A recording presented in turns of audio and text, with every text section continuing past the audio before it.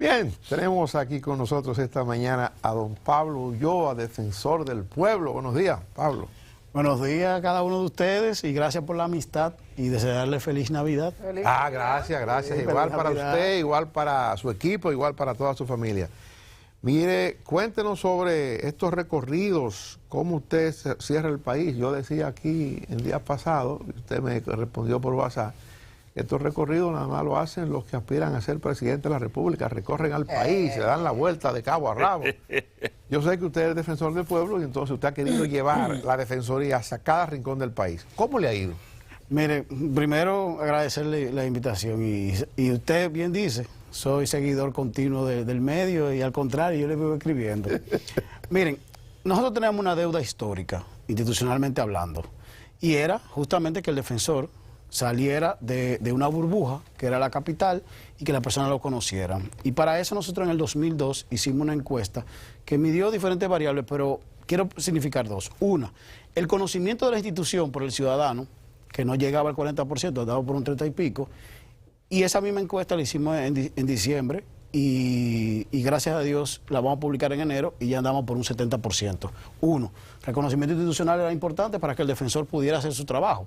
Dos, el conocimiento de los derechos. Esa misma encuesta nosotros nos demostró que el 40% conocían apenas un derecho, los más jóvenes un 57% y los más jóvenes pobres un 64% no conocían derecho. Ahora por lo menos el 60% conoce un derecho. Entonces, la ruta de los derechos lo que trató fue, uno, acercar el defensor del pueblo a la ciudadanía. Dos, poder tomar más casos, reclamos y orientaciones, porque incluso nos apostábamos en los parques centrales de cada provincia, independientemente de otras actividades que hacíamos, izamiento de la bandera, el recorrido por las calles. En el caso mío daba una conferencia titulada Por el Bien Común, un liderazgo transformador, donde analizaba y fomentaba el diálogo y la creación de planes de desarrollo por provincia, que parece mentira, pero no son todas las provincias de República Dominicana que tienen una orientación clara de hacia dónde quieren ir. Pasa en el país en algunas áreas y es parte también del llamado de atención del defensor. Además teníamos diálogos con mujeres emprendedoras, teníamos diálogo con la juventud, teníamos diálogo con comunitarios y esa agenda institucional se trasladó desde el mes de septiembre hasta ahora, el día 10 de diciembre, que concluimos en La Barquita en un evento. Y le pregunto, Pablo, la gente en ese recorrido, en esos contactos, ¿la gente entendía cuál era el rol del defensor del pueblo? Sí, una de las mejoras que nosotros hicimos desde el punto de vista institucional era poder construir categorías. Por eso tomamos un tiempo pudiendo certificar todos los procesos con ISO. Y una era quejas, reclamaciones y orientaciones. A veces el ciudadano se acerca a nosotros porque como en última instancia se siente desvalido del sistema y ahí lo que entra es un proceso de orientación. No, mire, le corresponde a tal institución. Por ejemplo, ¿qué hicimos? Nosotros llevamos una serie de instituciones que nos acompañaron. SENASA por el tema de salud. Pensiones y jubilaciones, llevamos tanto la Dirección de Pensiones y Jubilaciones como la Superintendencia de Pensiones. La parte de financiamiento con Promipyme. Entonces participaron pero unas 6... ¿era el gobierno que andaba para allá? No. Se seleccionaron instituciones que brindan un servicio que normalmente nos recae a nosotros, la solicitud. Por ejemplo, el tema salud, prácticamente el 20% de las reclamaciones que llegan al defensor del pueblo son temas de salud. Entonces ya uno ha identificado un mapeo estratégico de cuáles de estas instituciones, se habló con los incumbentes meses antes para que enviaran una representación, porque es más fácil poder hoy decir que el 60% de los casos que asumió el defensor del pueblo en esa ruta están resueltos. Son indicadores de desarrollo que para cualquier institución representan un orgullo y es parte también del otro eje. Era hacer que todos los servidores constitucionales, en este caso servidores del defensor del pueblo, tuvieran una visión clara de para dónde vamos y qué hacemos. Y eso implicó el traslado de varios actores institucionales que pudieran abrazar esta lógica, porque uno, creamos ya una institucionalidad a través de la certificación de la carrera defensorial y otro, y dos, ya nos acercamos a la ciudadanía. Y yo creo que eso, al 2027, cuando concluye la gestión del defensor del pueblo, terminará siendo parte del legado que se va a dejar más allá de una infraestructura que también ustedes la vieron y otras que en su momento van a tener que ser aperturadas como casa de derecho. Creo que son de los elementos que va a quedar para que junto al Tribunal Constitucional, donde tuvo el privilegio de poder participar, tenga la institucionalidad democrática y más que toda la República Dominicana, los dos ejes que planteaba la Constitución. ¿Algún proyecto para abrir oficina en cada provincia para que usted no tenga que hacer eso y la gente sepa dónde ir de manera más fácil? Mire, la lógica de operación es la siguiente. Nosotros teníamos que desplazarnos. Ahora vamos, como le decía, a los 158 municipios. Posterior ya tenemos un mapeo completo de la sociedad dominicana y nos apegaremos a la ley de planeamiento y de desarrollo territorial. Entonces se abrirán 3 macroregiones, que es lo que plantea, y 10 casas de derecho, para entonces poder tener ahí la cobertura a nivel nacional. La institución está jugando en términos del presupuesto para poder hacer todo de manera eficiente, por lo tanto lo estamos haciendo de manera gradual, pero inteligente, para que el impacto sea inmediato y que entonces eso pueda ayudar a presentar mayores presupuestos y que en este caso el Congreso de la República y el Poder Ejecutivo entiendan en qué se está invirtiendo el dinero. ¿La Casa del Derecho qué implica? La Casa de los Derechos es un espacio de formación ciudadana. Ahí va a tener charlas, talleres y orientaciones para que los ciudadanos en diferentes grupos, por eso le hablaba de los jóvenes, de las mujeres, de los voluntarios, de las mesas comunitarias que nosotros tenemos, que son estructuras que ya vamos creando en cada provincia, puedan tener un espacio. Adicionalmente, poder vincular estos espacios al sistema de nosotros de gestión de casos, que es un software que creamos con el apoyo del PNUD, para poder ahí tener los casos resueltos en el menor tiempo posible, y es un sistema que utiliza el defensor para monitorear y darle seguimiento a todos los casos. Quizás por eso hay muchas respuestas que la gente se sorprende que tan rápido son, pero al mismo tiempo con la certeza y la seguridad que yo hablo tiene que ver con esa plataforma que tiene la Secretaría General. Don Pablo, permítanos brindarle un cafecito Santo Domingo, café del bueno.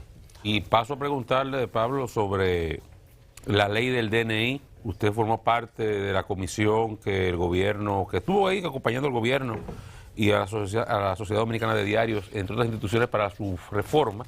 Sin embargo, en el camino se declaró la ley inconstitucional, no de fondo, pero sí de forma. Sí. Quisiera su valoración sobre esa decisión del TC, el impacto que tendrá en el futuro de la ley que ya fue depositada. ¿Qué usted opina de eso?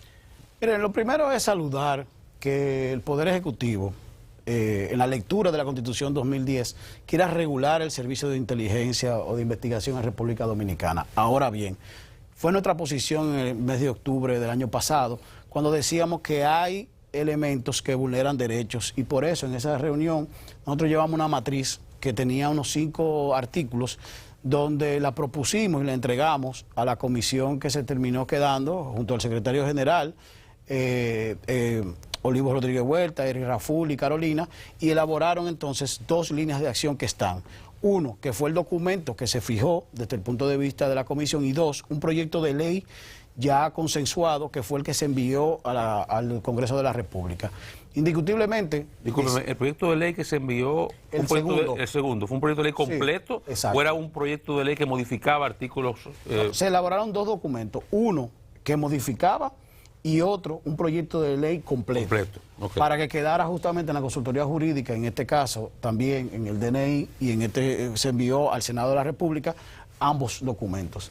Yo creo que es una oportunidad para que podamos hacer un esquema integral, no una mirada unilateral desde el punto de vista del Poder Ejecutivo, sino que se puedan integrar otros elementos. Por ejemplo, la Asociación de Bancos, la parte de telefonía, tienen una regulación, ambos tienen leyes y tienen instituciones que los supervisan, pero desde el punto de vista también del artículo que tiene que ver con el Código Procesal Penal y el artículo de la Constitución, el 78, había vulneraciones desde el punto de vista del debido proceso. Pablo, la gente, bueno, algunas personas tiene la impresión de que había resistencia del gobierno, del Ejecutivo, a hacer modificaciones a la ley.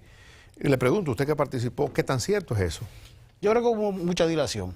Creo que se pudo haber resuelto temprano, en pocos meses. Ahora, dentro de las variables que tendría que ver, también está el tema electoral. La comisión empezó a trabajar en el mes de febrero aproximadamente, y ya arrancaba las municipales y posteriormente las presidenciales. Era una visión incluso de Olivo el hecho de que retrasáramos un poco, pero mi posición siempre fue que tratáramos de resolver esto lo antes posible, porque la ley seguía vigente. Entonces, la inoperancia desde el punto de vista de la modificación legislativa permitía que se hicieran transgresiones sin ni siquiera nosotros darnos cuenta. Entonces, yo siempre insistí en el hecho de que se conociera en comisión y se fijara una posición, porque si no era, el defensor iba a recurrir al Tribunal Constitucional, y si era, bueno, por el Congreso de la República que haga las modificaciones del lugar. Ahora hay una brecha interesante, y creo que el Poder Ejecutivo tiene que leerlo desde el punto de vista político, poder introducir ese proyecto de ley que se hizo en consenso y abrir en vistas públicas desde el punto de vista del Congreso de la República. Creo que sería la medida más inteligente que se pudiera hacer. Bueno, el caso de En el Defensor del Pueblo, su agenda para el 25, además de esto que usted señalaba de la visita a 158 municipios, ¿qué más tiene en carpeta, digamos, como parte fundamental de su agenda del año próximo? Nosotros queremos darle cabida. Usted está hasta el 26, ¿verdad? El 27. 27. Hasta el 27.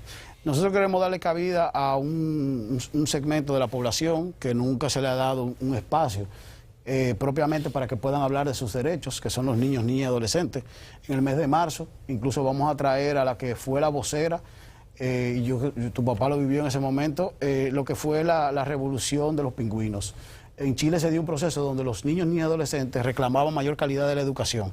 El Defensor del Pueblo va a traer a la que fue su primera vocera y junto a ella y unas 42 instituciones de la sociedad civil y órganos del Estado, vamos a llevar a 1000 niños para que puedan decirnos de diferentes niveles y con una metodología que estamos elaborando cómo se están vulnerando sus derechos y cómo podemos mejorar este tema de servicios y bienes. Esas visitas a los municipios implican unos diálogos que va a generar el Defensor del Pueblo, porque no es hacer el mismo despliegue que hicimos a nivel de todas las provincias. Ahora en los municipios es abrir espacios de diálogo, porque lo que hace falta en el país es que podamos orientar la discusión a una República Dominicana al 2050, 2060, 2040.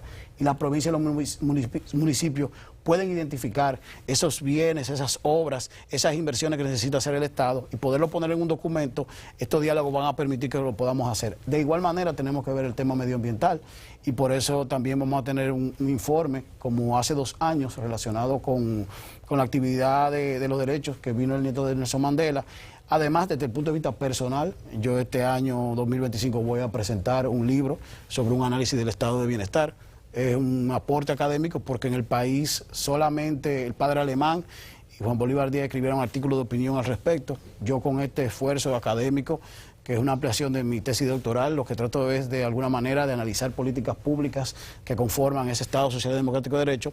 Pero en el caso socialdemócrata, que es mi formación, lo vemos ya como 5 o 10 políticas públicas direccionalizadas y hacemos un análisis no solamente histórico desde el punto de vista de la obra de gobierno, sino también las políticas públicas en sí. El estado de bienestar, explíquelo un poco mejor.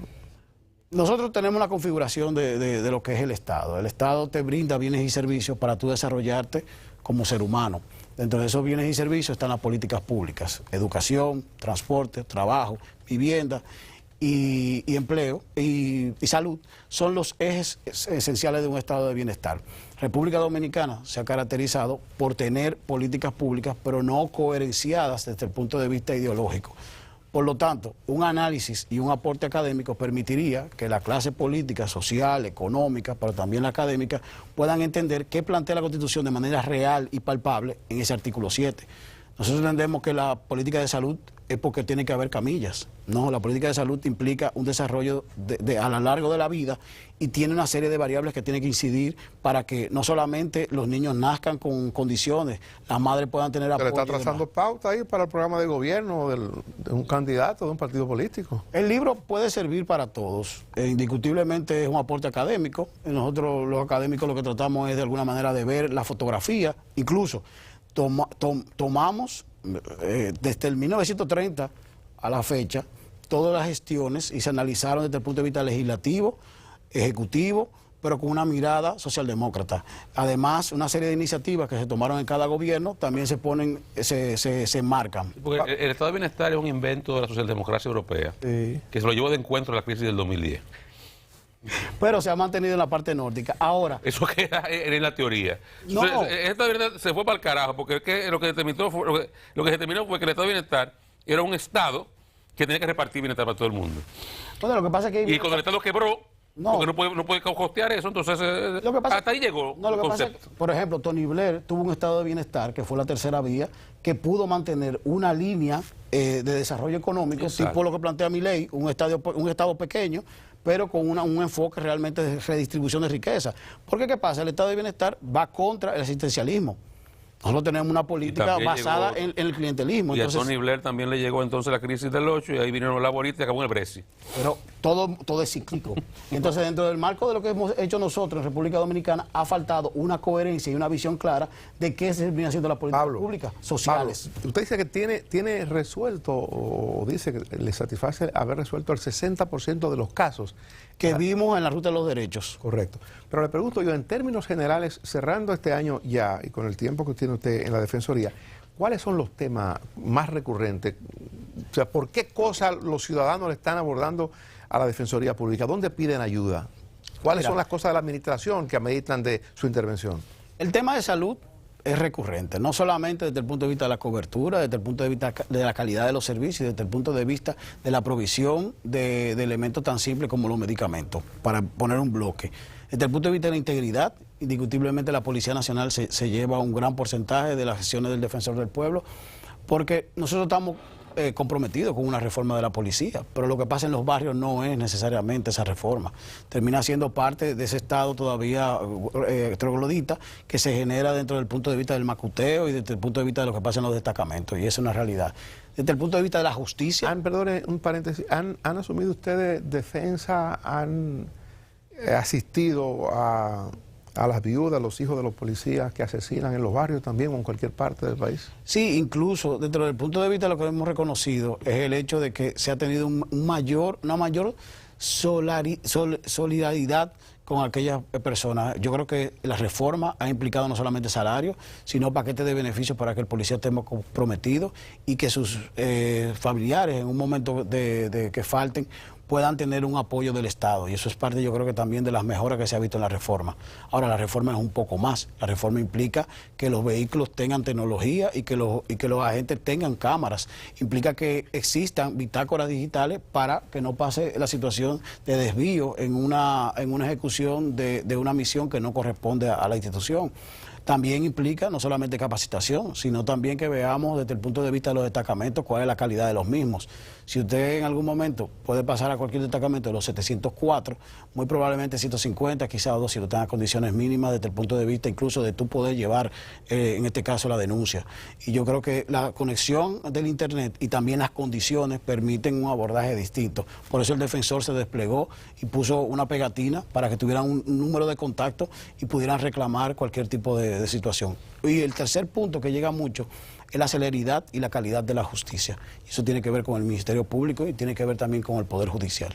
¿Y cómo resolver eso? En ese caso nosotros damos seguimiento. Por ejemplo, Johanna planteó 2 situaciones en el día de hoy. Yo lo apunté en la mascota y se le da seguimiento a través de los fiscales. Nosotros no incidimos de manera directa en una acción defensorial, pero sí el seguimiento hace que, como en el caso de Mao, un niño que murió de una bala y esa misma bala hirió a su hermanito de 13 años, no se había hecho ninguna acción. ¿Por qué? Porque era el punto de droga. Fue el dueño del punto de droga que disparó en un intercambio y tenía archivado ese expediente. O los niños que hace 3 años murieron en San Pedro de Macorís porque un vehículo se subió en la acera.